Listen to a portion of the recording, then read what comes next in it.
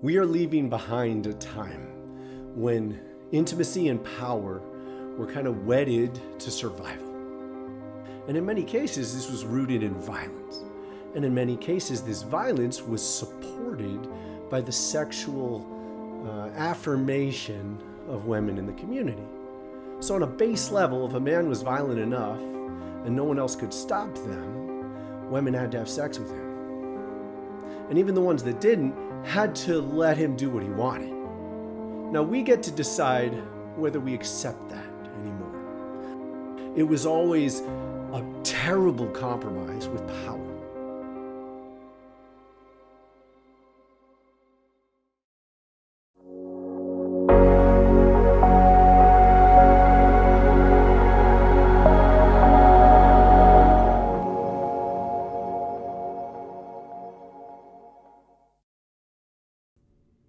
My name is Daniel Fusin. I'm a holistic healer. I know a lot about how people work, and I know a lot about what's changing in the world. The transformations that are happening could use your help. And the first way you can help is by recognizing and understanding what is perhaps unclear in mainstream events. Know it for what it is, and you will actively help make a transition we all need. We are leaving behind a time when intimacy and power were kind of wedded to survival, meaning powerful men were chosen. They were kind of emotionally elected by their communities. Now, it wasn't a one-for-one vote, but it was like, who can hold power and get other people to follow them? And in many cases, this was rooted in violence. And in many cases, this violence was supported by the sexual affirmation of women in the community. So on a base level, if a man was violent enough and no one else could stop them, women had to have sex with him. And even the ones that didn't had to let him do what he wanted. And this was normal. And it's been normal for many communities all across the world for thousands of years. Now we get to decide whether we accept that anymore. Whether we choose to take behavior in one context with less powerful men and say, well, that's a violation, that's sexual assault, that's rape. But these other men who have enough of the levers of power that they can twist and cajole and break and fire the people who could get them in trouble, and we're going to say that somehow we're going to let that happen. Now, if you don't know that's what's going on, you need to learn to recognize that's what's going on. We've got a little cabal of individuals, obviously include Trump and Clinton, who all got together and had enough friends that they spread their influence. So I'm sure hundreds of people told them no, but they kept their heads down. They didn't talk about it. They didn't spread the word, and they certainly didn't come out and say this is utterly unacceptable, at least not in a way we could hear, not in a way that spread. Enough of the networks stopped it, enough of the magazines stopped it, enough of the newspapers stopped it, and enough of the politicians stopped it. And I would suggest it's difficult to measure how many people are basically on their team, because the reality is a lot of these men chose other politicians, chose who could be in charge of the network by demonizing the ones they didn't like. And so through this soft power, we have senators that maybe they didn't sleep with little girls, but they've been bowing their head to someone who did. And we have to come to terms with the fact that this is not a Democratic or Republican issue. This is a dynamic of an old way of life that was always disgusting. It was always a terrible compromise with power. And to see what we're doing, see what we're living honestly, is to recognize that men who want sex in such an imbalanced relationship are pathetic on a level that is, it's hard to breathe in the face of this. Anyone who has sex under compromised circumstances. So you wouldn't call it rape, perhaps, but they didn't want to be there. They didn't know how to say no. They were afraid of the consequences of saying no, whether it was physical intimidation or just a sense that their reputation would be broken. They'd be, ironically, how many women are branded, like sluts or flirts when they say no.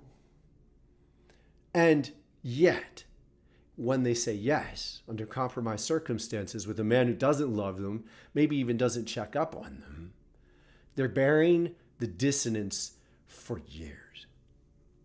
Now, this is where it becomes necessary that you understand something about energetics.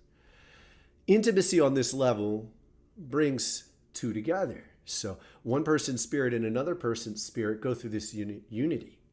And when you separate again, you're left with the resonance of the other. And when there's a power imbalance, it happens kind of top down. And the man can leave without having to experience a certain level of their dissonance for a month. That's why they do it. They're seeking sexual connection in a way of a dumping. They're leaving their negative energy with someone else. And in the cases that we're looking at now, we're talking girls. Now, I want to do two things here. First of all, address honestly that these men, if you were in the same room with them, Clinton, Trump, and more, I'm sure that what they'd say is, oh, you're naive. These are really women. They need to be taught by the best. It's I don't know. I don't even want to give it more airplay. But they would play it like you don't understand 14-year-olds are really women. And I'm sure some of these girls played into that. Otherwise, the mechanisms wouldn't have worked. But the reality is, whether they believe it or not, particularly when the power imbalance is that great, they're left with hell. It's poison. It's poison to their spirit to take on the discarded energy. These men are essentially taking a spiritual shit in these girls. And that's why they did it. They were trying to get rid of their tension, their anxiety, their loose insecurity, and more. They were dumping it. But when you use sexuality in this way, where there's no trust and there's no love, you have to keep doing that. You have to find someone else, and someone else, and someone else. It's an addiction. And the same old repository doesn't work because you've already dumped your negative energy there. It's no longer open. It's no longer available to dump negativity into. When you're close to them, you feel yourself because you dumped your own negativity there. Now, unfortunately, I learned this in certain circumstances the hard way. I once had a rebound. And when I had that rebound, I had been very extreme. I was intense. I was out there. And I slept with a woman who was 13 years younger than me. She was 24 when I was 37. Now, she was clear. She wanted me. She held my hands when we met and said, I bet we'd have great sex together. That's hard to say no to. I was lonely. I'd just broken up with a long-term relationship that had gone very sour. I was scared, in fact. I was on the edge. I didn't know where I would go. I was in a strange environment. And this woman, beautiful, strong, intense, came in and said yes to me. And yet, I was much stronger than her. I wasn't just older than her. I was spiritually mature in a lot of ways, and under normal circumstances, I never would have said no. I said yes. Now, I'm not the one who knows how to measure this, but she made terrible choices after she left me, and she was hurt badly. I spun her out at best. I left her with my pain. We were together a month, and when we separated, she kind of wanted to separate. And yet, what I left her with that's mine. That's my karma. I lived that. I dumped it on someone who didn't know how to handle it, and I knew better. I was mature enough to know that I shouldn't have done that. These are men who've done that habitually, repeatedly, with girls who were 10 years younger when they were 10, 20 years older in difference. The disgusting difference is beyond measure. And make no mistake, the age difference is profound. Different generations live on different vibrations. When you dump the core of your vibration on someone who is that far apart from you, it's like having a demon in your mind constantly playing music you don't want to listen to. Very dissonant music that doesn't fit with your reality. That is a functional poison to their psyche. It ruins their lives in most cases. And in most cases, our modern culture has essentially blamed them. They should have said no. They're now disgusting. They're tainted goods. At best, we call them crazy or sick or drug them, when the reality is they're holding energy that isn't their own.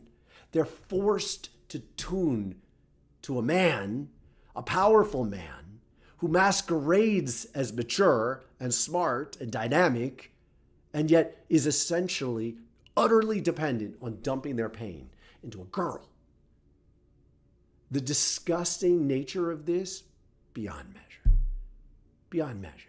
And we all, as a society, have to come to terms with the fact that this has been a fundamental part of how things have worked.